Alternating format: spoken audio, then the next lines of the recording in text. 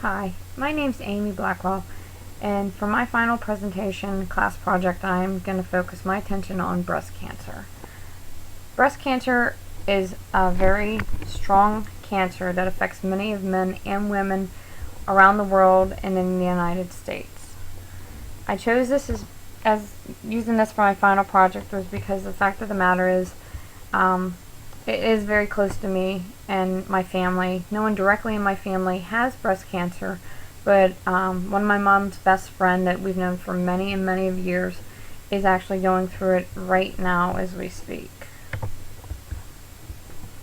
I picked this as a logo only because it is very supportive. I mean, it takes many people to understand breast cancer and what people go through in the organizations that are here to help people with the understanding of breast cancer alone.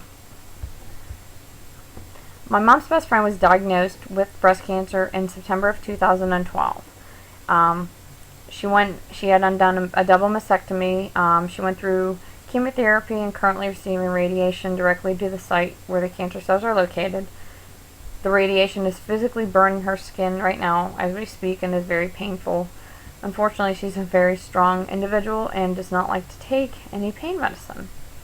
From the chemotherapy and the radiation, she's lost most of her hair and is currently wearing a wig and had a bra made for falsies, just so she doesn't feel so helpless not having breasts and everything. What is breast cancer and where does it begin? Breast cancer is a malignant tumor that starts in the cells of the breast. If you don't know what a malignant tumor is, it is a group of cancer cells that can grow into surrounding tissues or spread to distant areas of the body. Most people don't know that the female breasts are made of many lobules and ducts and stroma, and they're just different parts of the breast that can unfortunately develop breast cancer.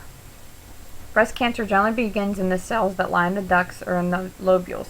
A small number of breast cancer starts in other tissues. There's a lot of terms that physicians tend to tell people that you may not heard of, you may have heard of. Most people that have lumps in their breast, you'll hear them say that they're benign, which is they're non-cancerous, but in time you just have to watch them so they don't grow over time, and that's why we have to go through mammograms and things of that nature and ultrasounds just to make sure they're not growing or they're not becoming cancerous. And that's where the word carcinoma comes into. And as you see that, which is cancer that begins in the lining of the layer of an organ like the breast. Another word you might hear is adenocarcinoma, and it is the type of breast cancer that starts in the glandular tissues. Carcinoma in situ is a very large portion of women that get breast cancer. It is used in the early stages of cancer. Situ means the cancer cells remain confined to the ducts. It can also be referred to as non-invasive or pre-invasive cancer cells because it might develop into invasive cancers if left untreated. There's a large number of women that do have carcinoma in situ because they don't know that they have breast cancer because they've never got mammograms. They don't go to the doctors for their yearly checkups, nor do they do breast exams. Invasive carcinoma, and it is an invasive cancer that has already grown beyond the layer cells where it started. Most breast cancers are invasive carcinomas, or they turn into it. Unfortunately, it's the harsh reality of life when someone has been diagnosed with breast cancer. Carcinoma, cancer that starts in connective tissue such as muscles, fat tissue, or blood vessels. Statistics in United States and Pennsylvania. You would probably never guess that in the United States there were an estimated 230,480 new cases of invasive breast cancer that will be diagnosed among women, as well as 57,650 additional cases of situ breast cancer. In 2011-12, approximately 39,520 women are expected to die from breast cancer in the United States. That figure right there scares me as a woman. Me personally, I go get my breast exams and I'm 34 years old, but I still do my checks and everything, because I don't, it doesn't run in my family. It's not inherited, but you just never know. It can happen to anybody.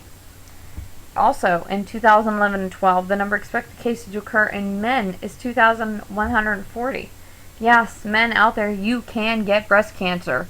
Some men think it's a joke about it and it's funny, but it's not. It can happen to you. In Pennsylvania alone, there were 10,412 cases accounted for, and approximately 28% of them are invasive female cancers, and they were diagnosed in 2012. That's a lot of cancer.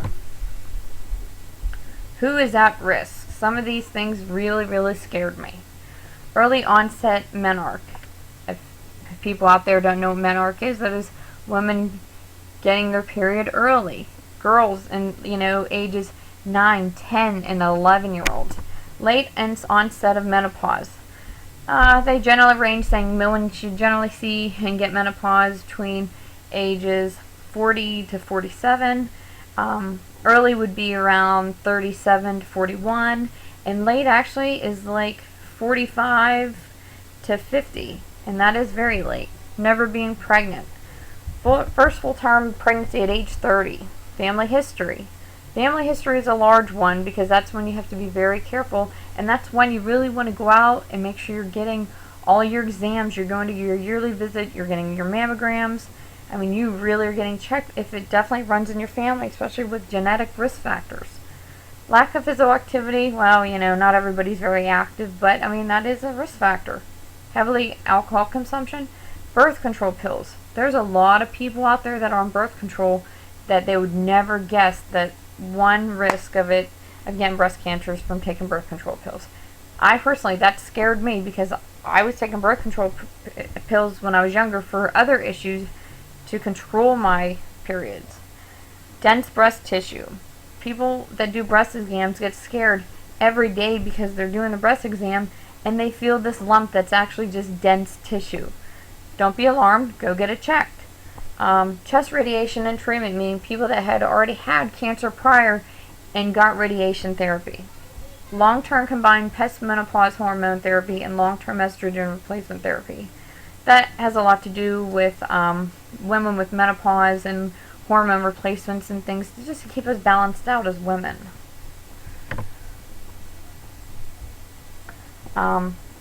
Overall, I mean, I'd like to think that, unfortunately, all these things that happen that deal with breast cancer, it's just part of life, and it's just the way things are going to be. But if you really have some concerns, again, there's the website at the bottom, www.cancer.org/cancer/breast cancer. There's a lot of research in there and a lot of good information for people that really want to know about breast cancer. Thank you.